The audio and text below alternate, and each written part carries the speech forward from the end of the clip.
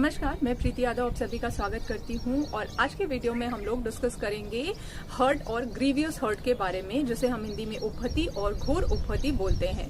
तो ये आईपीसी में डिफाइन किया गया है और उपहति जो है वो आईपीसी की धारा 319 में डिफाइन है तथा घोर उपहति जो है वो आईपीसी की धारा 320 में डिफाइन किया गया है। इन दोनों के बीच में क्या डिफरेंस होता है, आज हम उस चीज को देखेंगे। तो जो धारा 319 है वो डिफाइन करती है उपहति को, जो कोई किसी व्यक्ति को शारीरिक पीड़ा, रोग, अंग शैथिल्य कारित करेगा वह उपहति करता है कहा जाता है। ये तो बहुत सिंपल है कि जो कोई किसी को मारेगा या कोई रोग कारित कर देगा, कोई अंग शैथिल्य कारित कर देगा, उसको हम मान लेंगे कि वो उपहति है। और उपहति बहुत एक नॉर्मल सी चोट होती है, बहुत सिंपल सा हर्ट होता है, उसको हम हर्ट में रखते हैं। जैसे किसी को थप्पड़ मार दिया, किसी डंडे से प्रहार कर दिया, जो बहुत ज्यादा ग्रीवियस नहीं होना चाहिए। अगर डंडे से प्रहार ऐसी जगह पे कर दिया है जो बहुत सेंसिटिव प्लेस है तो वो ग्रीवियस हर्ट में चला जाएगा। लेकिन अगर डंडे से प्रहार किसी ऐसी जगह पे किया गया है जो आपका सेंसिटिव प्लेस नहीं है, जैसे आपका सर नहीं है, आपका चेस्ट नहीं है, तो वो आपका हर्ट में रहेगा। तो कभी कभी ऐसा भी होता है कि हर्ट ग्रीवियस हर्ट में कन्वर्ट हो जाता है।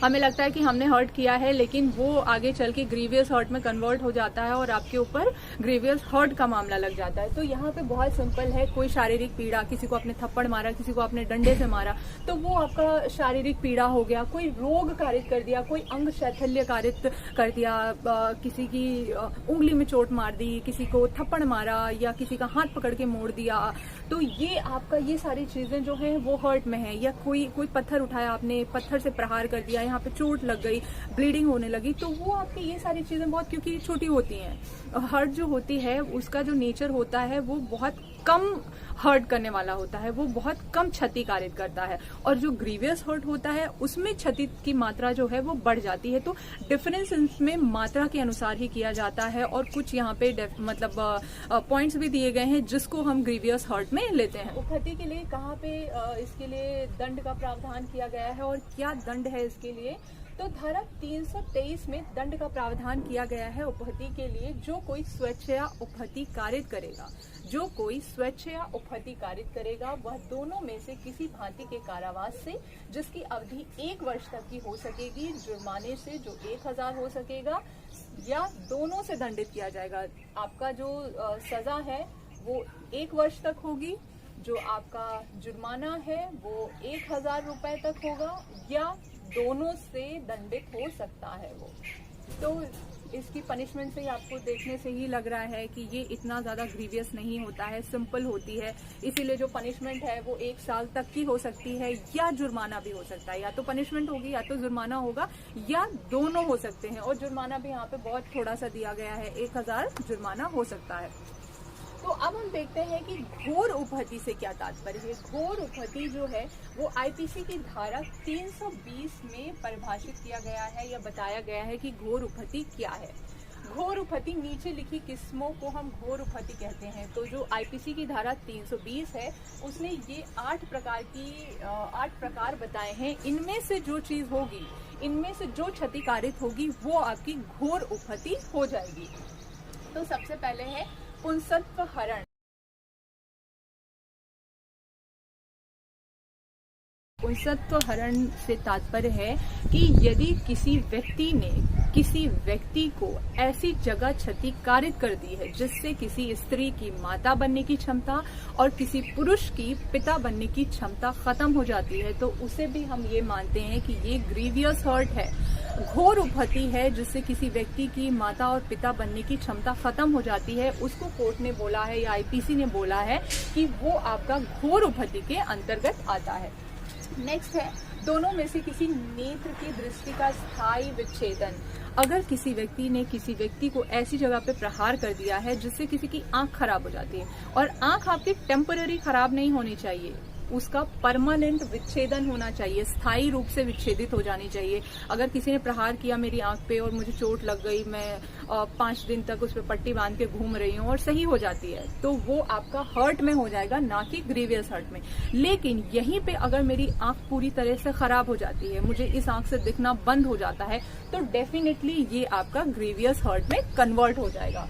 तो दोनों में से किसी नेत्र का, दोनों में से किसी भी एक आंख की स्थायी क्षमता खत्म हो जाती है, देखने की स्थायी क्षमता खत्म हो जाती है, तो ये आपका हो जाता है ग्रीवियस हर्ट। नेक्स्ट जो है वो है दोनों कानों में से किसी कान की श्रवण शक्ति का विच्छेदन। अब जैसे कि दोनों आंखों में से किसी एक आंख की रोशनी चले जाना, दोनों कानों में से किसी एक कान की सुनने की क्षमता खत्म हो जाना, और वो भी आपका परमानेंटली होना चाहिए।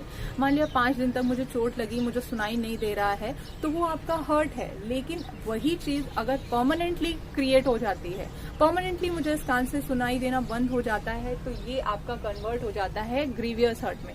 पहला तो आपका पुंसत्व हरण हो गया, किसी की माता पिता बनने की क्षमता खत्म हो गई, फिर किसी को एक आंख से दिखना बंद हो गया या दोनों आंखों से दिखना बंद हो गया, फिर आपका एक कान से सुनाई देना बंद हो गया, दोनों में से किसी भी एक कान से आपको सुनाई देना बंद हो गया, तो ये भी आपका ग्रीवियस हर्ट में आएगा।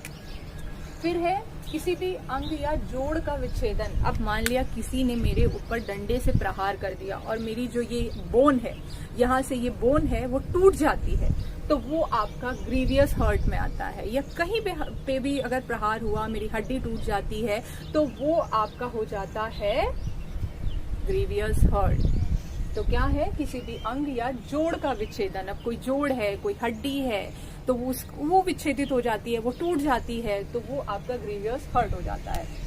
फिर है आपका किसी भी अंग या जोड़ की शक्ति का नाश या ग्रास।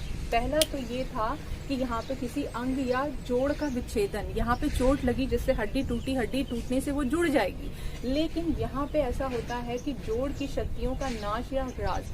अब कोई शक्ति, मतलब हड्डी है आपकी, किसी ने प्रहार किया, अब वो जुड़ तो गई है, लेकिन जुड़ने के बाद वो खराब हो गई है। जुड़ तो गई है, लेकिन उसकी जो मूवमेंट करने की क्षमता है उस पर प्रभाव पड़ा है, और किसी भी जोड़ या अंग में कोई भी ऐसा प्रभाव पड़ा है जो ठीक तो हुआ है, लेकिन वो पूरी तरीके से ठीक नहीं हुआ है, वो भी आपका ग्रीवियस हर्ट के अंतर्गत आता है। फिर नेक्स्ट है सिर या चेहरे का स्थायी विद्रुपीकरण। किसी ने नाखून से मेरे चेहरे पे प्रहार किया, लेकिन वो 10 दिन बाद ठीक हो जाता है, तो ये आपका हर्ट है, ना कि ग्रीवियस हर्ट है। लेकिन किसी ने किसी ऐसी चीज से प्रहार कर दिया है, चाकू से प्रहार कर दिया है, जो कि स्थायी रूप से मेरे चेहरे पे हमेशा के लिए निशान अगर बन जाता है, तो वो डेफिनेटली आपका ग्रीवियस हर्ट होगा। किसी ने नाखून से प्रहार किया, वो अगर 10 दिन में ठीक हो जा रहा है, 20 दिन में ठीक हो जा रहा है, तो डेफिनेटली वो आपका ग्रीवियस हर्ट ना हो के हर्ट है। लेकिन किसी ऐसी चीज से प्रहार करना जिससे निशान परमानेंटली मेरे चेहरे पे बना रहे, वो आपका हो जाता है ग्रीवियस हर्ट, जिसे बोलते हैं घोर उपहति। फिर है अस्थि दांत का भंग होना। अस्थि दांत, अब किसी ने मेरे चेहरे पे प्रहार किया जिससे मेरा दांत टूट गया। अब वो दांत टूटना या सिर्फ किसी अस्थि का टूटना, वो आपका हो जाता है ग्रीवियस हर्ट। मेरा दांत टूट गया, मेरी यहाँ की किसी बोन में लग गया, तो ये सारी चीजें आपकी ग्रीवियस हर्ट में हो जाती हैं।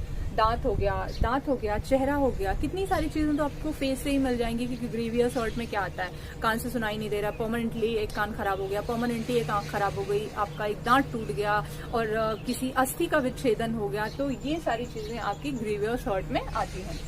फिर नेक्स्ट है आपका उपहति, जो जीवन को संकटापन्न करे। ऐसी कोई उपहति जो जीवन को संकटापन्न करे। उपहति के कारण कोई व्यक्ति 20 दिन तक तीव्र पीड़ा में रहे और मामूली काम काज को करने में असमर्थ रहे। इसमें तो पहला पॉइंट ये है कि कोई भी ऐसी उपहति जो जीवन को संकटापन्न करे, मतलब जीवन को संकट में डाले।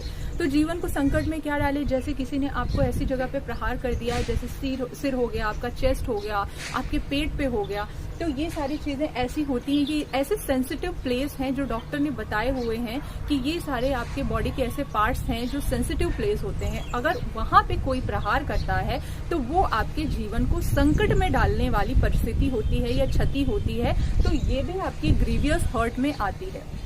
उसके बाद क्या है, उभति के कारण कोई व्यक्ति 20 दिन तक मतलब पीड़ा में रहे, 20 दिन तक पीड़ा में रहे और अपने मामूली कामकाज को ना कर सके।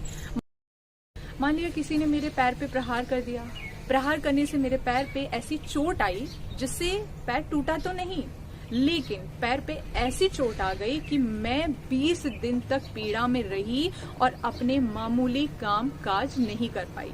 यहाँ पे या लगा है, इसका मतलब ये है कि आप 20 दिन तक पीड़ा में रहो या फिर मामूली काम काज करने में असमर्थ रहो। तो किसी ने मेरे पैर पे प्रहार किया, मैं 20 दिन तक बहुत कठिन पीड़ा में रही, मुझे बहुत दर्द होता रहा, फिर मैं अपने मामूली काम काजों को भी नहीं कर पा रही थी, तो ये आपका ग्रीवियस हर्ट हो जाएगा, घोर उभति हो जाएगी। फिर दंड क्या है इसके लिए, जो कोई व्यक्ति स्वेच्छया घोर उभति कारित करेगा वह 7 वर्ष तक के कारावास से, जिसकी सजा 7 वर्ष तक की हो सकेगी, जुर्माने से भी दंडित किया जा सकता है। यही बेसिक डिफरेंस है जो उभति और घोर उभति के अंतर्गत होता है। लेकिन अगर हमें बच्चों की तरह डिस्कस करना है और एक यहाँ पे लाइन खींच के इधर उभति और इधर घोर उभति डालना है, जैसे बच्चे LLB के बच्चों को लिखना होता है एग्जाम में, तो सबसे पहले आप इसको ऐसे डिफाइन करेंगे, फिर ऐसे डिफाइन करेंगे, उसके बाद फिर आप इसको ऐसे डिफाइन करेंगे कि उभति को धारा 319 में डिफाइन किया गया है, फिर घोर उभति को धारा 320 में डिफाइन किया गया है। फिर दूसरा पॉइंट आपका होगा, उभति जो होती है उसकी क्षति की जो मात्रा होती है वो कम होती है और जो घोर उभति होती है उसकी क्षति की मात्रा जो होती है वो अधिक है। इसमें जो दंड है वो कम होता है, इसमें जो दंड है वो ज़्यादा होता है, और इसमें किसी भी प्रकारों को नहीं बताया गया है, क्षति के प्रकार नहीं बताए गए हैं, लेकिन घोर उभति में क्षति के प्रकारों को बताया गया है। तो आप ऐसे LLB के अगर बच्चे हैं तो आप ऐसे लिख सकते हैं, और साथ में आपको ये चीज़ भी पता होनी चाहिए। और सबसे पहले तो आप इसी को डिफाइन करेंगे कि उभति क्या है, घोर उभति क्या है, उसके बाद आप वो सारी चीज़ें लिखेंगे। तो आज के लिए बस इतना ही, मिलते हैं नेक्स्ट वीडियो में, तब तक के लिए नमस्कार।